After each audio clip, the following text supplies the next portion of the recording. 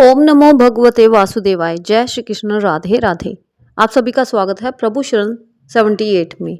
कथा श्रवण करने से पहले हम सुनेंगे माता सीता की नित्य नेम की कहानी सुनेंगे।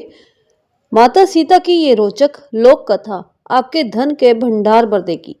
ये कहानी सीता माता कहती थी और श्री राम इसे सुनते थे। एक दिन श्री राम भगवान को किसी काम के लिए बाहर जाना पड़ गया तो सीता माता कहने लगी कि भगवान, मेरा तो 12 वर्ष का नित्य नेम अर्थात नित्य नियम है। अब आप बाहर जाएंगे तो मैं अपनी कहानी किसे सुनाऊंगी। श्री राम जी ने कहा कि तुम कुएं की पाल पर जाकर बैठ जाना और वहां जो औरतें पानी भरने आएंगी उन्हें अपनी कहानी सुना देना।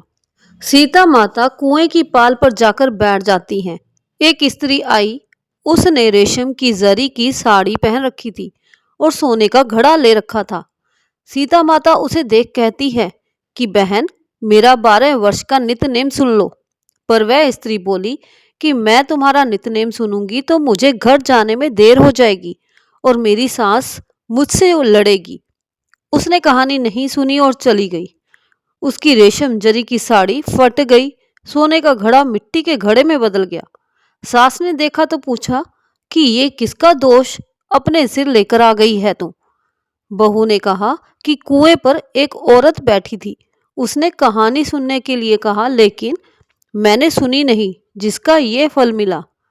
बहू की बात सुनकर अगले दिन वही साड़ी और घड़ा लेकर सास कुएं की पाल पर गई। सास को वही माता सीता बैठी मिली तो माता सीता ने कहा कि बहन, मेरी कहानी सुन लीजिए। सास बोली कि एक बार छोड़, मैं तो 4 बार कहानी सुन लूंगी। राम आए, लक्ष्मण आए, देश के पुजारी आए, नित नेम का नेम लाए, आओ राम बैठो राम, तपी रसोई जियो राम, माखन मिश्री खाओ राम, दूध पताशा पियो राम, सूत के पलका मोठो राम, शाल दुसाला पोठो राम, शाल दुसाला ओढ़ो राम, जब बोलूं जब राम ही राम, राम सवारे सबके काम, खाली घर भंडार भरेंगे, सबका बेड़ा पार करेंगे। श्री राम जय जय राम, श्री राम जय जय राम। सास बोली कि बहन, कहानी तो बहुत अच्छी लगी। कहानी सुनकर सास घर चली गई और उसकी साड़ी फिर से रेशम जरी की बन गई। मिट्टी का घड़ा फिर सोने के घड़े में बदल गया। बहू कहने लगी, सासू माँ, आपने ये सब कैसे किया। सास ने कहा कि बहू, तू दोष लगा के आई थी और मैं अब दोष उतार कर आ रही हूँ। बहू ने फिर पूछा कि वह कुएं वाली स्त्री कौन है। सासू बोली कि वह सीता माता थी। वह पुराने से नया कर देती है, खाली घर भंडार भर देती है। वह लक्ष्मी जी का वास घर में कर देती है। आदमी की जो भी इच्छा हो उसे पूरा कर देती है। बहू बोली कि ऐसी कहानी मुझे भी सुना दो। सास बोली कि ठीक है, तुम भी सुनो। और सास ने कहानी शुरू की। राम आए, लक्ष्मण आए, देश के पुजारी आए, नित नेम का नेम लाए, आओ राम बैठो राम, तपी रसोई जियो राम, माखन मिश्री खाओ राम, दूध पताशा पियो राम, सुत के पलका मोठो राम, शाल दुसाला पाठो राम, शाल दुसाला ओढ़ो राम, जब बोलूं जब राम ही राम, राम सवारे सबके काम, खाली घर भंडार भरेंगे, सबका बेड़ा पार करेंगे। श्री राम जय राम, श्री राम जय जय राम। कहानी सुनकर बहू बोली कि कहानी तो बहुत अच्छी है। सास ने कहा कि ठीक है, इस कहानी को रोज कहा करेंगे। अब सास बहू रोज सवेरे उठती, नहाती धोती और पूजा करने के बाद नित्य नेम की सीता की कहानी कहती। एक दिन उनके यहाँ एक पड़ोस की औरत आई और बोली कि बहन, जरा सी आँच देना। तो वह बोली कि आँच तो अभी हमने जलाई ही नहीं। पड़ोसन ने कहा कि तुम सुबह 4 बजे से उठकर क्या कर रही हो फिर। उन्होंने कहा कि सुबह उठकर हम पूजा करते हैं, फिर सीता माता की नित्य नेम की कहानी कहते हैं। पड़ोसन ने उनकी बात सुनकर फिर कहा कि सीता माता की कहानी कहने से तुम्हें क्या मिला। वह बोली कि इनकी कहानी कहने से घर में भंडार भर जाते हैं, सारे काम सिद्ध होते हैं, मन की इच्छा भी पूरी होती है। पड़ोसन कहती कि बहन, ऐसी कहानी तो मुझे भी सुना दो फिर। वह बोली कि ठीक है, तुम भी ये कहानी सुन लो। राम आए लक्ष्मण आए, देश के पुजारी आए, नित नेम का नाम लाए, आओ राम बैठो राम। सारी कहानी सुनने के बाद पड़ोसन कहने लगी, बहन कहानी तो मुझे बहुत अच्छी लगी। अब वह पड़ोसन भी नित नेम सीता माता की कहानी कहने लगी। कहानी कहने से सीता माता ने पड़ोसन के भी भंडार भर दिए। अब तो पूरे मोहल्ले में नित नेम की कथा चल पड़ी। हर किसी की मनोकामना पूरी होने लगी। हे सीता माता, जैसे आपने सबके भंडार भरे, वैसे ही आप हमारे भी भंडार बनना, कहानी सुनने वाले के भी और कहानी कहने वाले के भी। बोलो सीता माता की जय। भगवान विष्णु माँ लक्ष्मी के चरणों में प्रणाम करते हुए माघ मास अध्याय 16 का श्रवण करते हैं। कार्तवीर्य जी बोले, हे भगवान, ये राक्षस और कांचन मालिनी कौन थे? उसने अपना धर्म कैसे दिया तथा इन दोनों का साथ कैसे हुआ? हे ब्राह्मण, हे ऋषि अत्रि के संतानों के सूर्य, मुझसे आप मेरे कौतूहल को पूर्ण करते हुए कहिए। दत्तात्रेय जी ने कहा, हे राजन, इस विचित्र चिरकाल इतिहास को सुनो, जिसके सुनते ही राजसूय यज्ञ का फल प्राप्त होता है। कांचन मालिनी नामक एक बड़ी रूपवती अप्सरा थी। वह माघ मास में प्रयाग स्नान करके वह शिवजी के मंदिर में जा रही थी। गिरिराज हिमालय पर्वत के कुंज में घोर रूप में खड़े हुए उस वृद्ध असुर ने गगन मार्ग से जाती हुई उस सोने के समान तेजवान सुंदर कटी वाली चंद्रमुखी अप्सरा को देखकर कहा, हे सुकेशी, हे पीन पयोधरे, तुम कौन हो तथा कहाँ से आई हो? तुम्हारे वस्त्र और वेणी क्यों गीले हैं? हे भीरू, तुम आकाश मार्ग से कहाँ जाती हो? हे भद्रे, किस पुण्य से तुम्हारा ये अति तेजस्वी शरीर इतना मनोहर है? हे सुलोचने, मेरे मस्तक पर तुम्हारे वस्त्र से गिरे हुए एक बूंद जल से मेरा क्रूर मन क्षण भर में शांत हो गया। इस जल की क्या महिमा है? क्या तुम शीलवती हो? मुझे बताओ। तब अप्सरा ने कहा, हे राक्षस, सुनो, मैं काम रूपिणी अप्सरा हूँ। मेरा नाम कांचन मालिनी है। मैं प्रयाग से आ रही हूँ। गंगा यमुना में भली प्रकार मेरे वस्त्र भीगे हैं। हे राक्षस, मैं श्रेष्ठ पर्वत कैलाश पर, जहाँ शिव पार्वती रहते हैं, वहां जा रही हूँ। त्रिवेणी के जल से मेरी क्रूरता निकल गई, जिसके पुण्य प्रभाव से मैं सुबुद्धि गंधर्व की कन्या और उमा की प्यारी सखी हुई हूँ।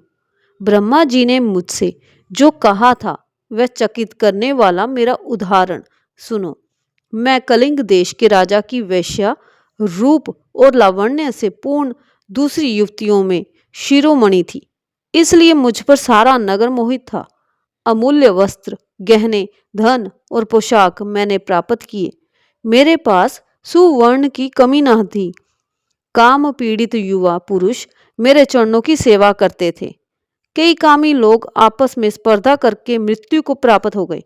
इस तरह मेरा समय व्यतीत हुआ। वृद्धावस्था आने पर मैंने विचार किया कि मैंने न दान किया, न तप किया और न महादेव जी की आराधना की, न दुर्गा देवी की पूजा की, न विष्णु भगवान की आराधना की, न ब्राह्मणों को तृप्त किया, न प्राणियों का हित किया।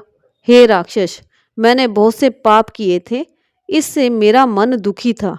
इस तरह बहुत सा विलाप करके मैंने ब्रह्मज्ञ, वेद निपुण और राजा के पुरोहित ब्राह्मण से जाकर पूछा कि मेरा निस्तार किस प्रकार होगा।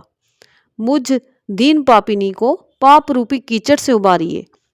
हे ब्राह्मण, हर्ष से मुझ पर दया का जल छिड़किए। साधु सज्जन, अच्छे बुरे सभी पर दया करते हैं। इस तरह मेरे करुण वचन सुनकर वह विद्वान ब्राह्मण मुझसे प्रेम पूर्वक बोले, हे सुमुखी, मैं तेरे सब निषिद्ध आचरणों को जानता हूँ। तू मेरी बात मान, शीघ्र ही प्रजापति के क्षेत्र प्रयाग को जा। वहां पर जाकर स्नान कर, उससे तेरे समस्त पाप नष्ट हो जाएंगे। परंतु हे भीरू, तीर्थ में मन से भी अशुभ क्रिया मत करना। प्रयाग में स्नान करने से पवित्र होकर तू अवश्य स्वर्ग में जाएगी। हे भामिनी, दूसरे देश में किए हुए पाप उसी वक्त प्रयाग में नष्ट होते हैं।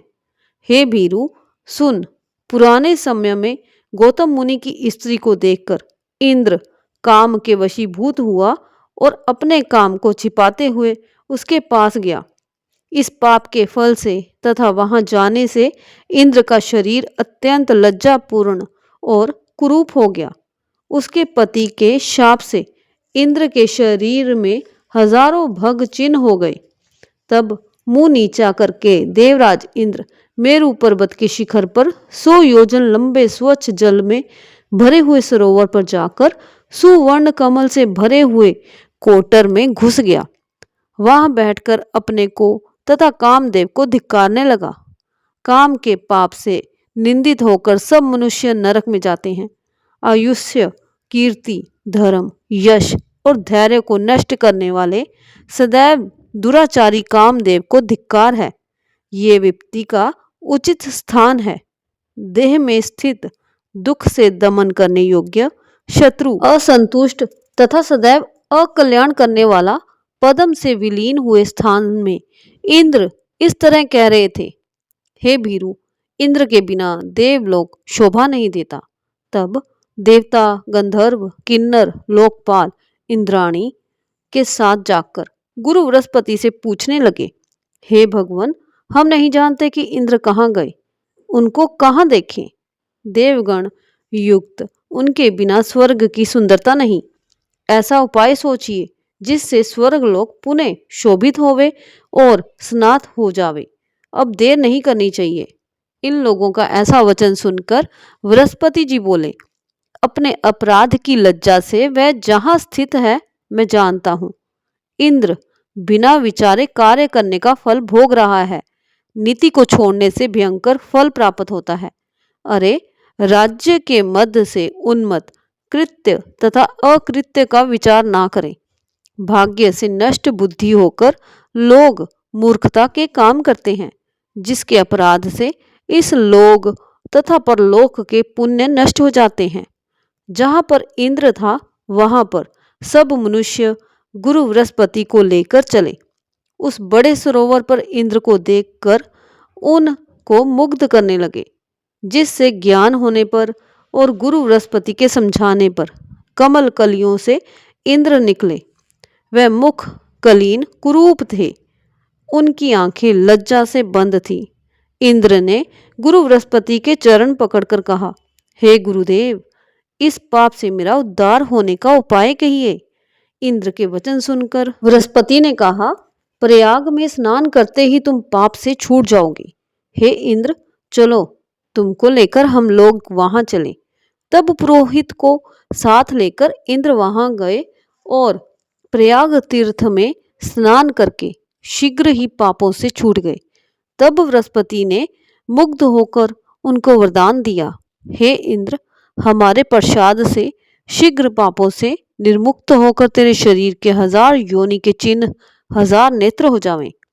सचीपति इंद्र गुरु बृहस्पति के वरदान से 1000 नेत्रों से ऐसा सुशोभित हुआ जैसे मानसरोवर कमलों से शोभायमान होता है। बोलो विष्णु भगवान की जय, माँ लक्ष्मी की जय।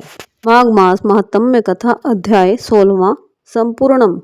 माघ मास के सभी अध्याय सुनने के लिए हमारे चैनल को सब्सक्राइब करें। वीडियो अच्छा लगा हो तो लाइक और शेयर अवश्य करें। जय श्री राधे।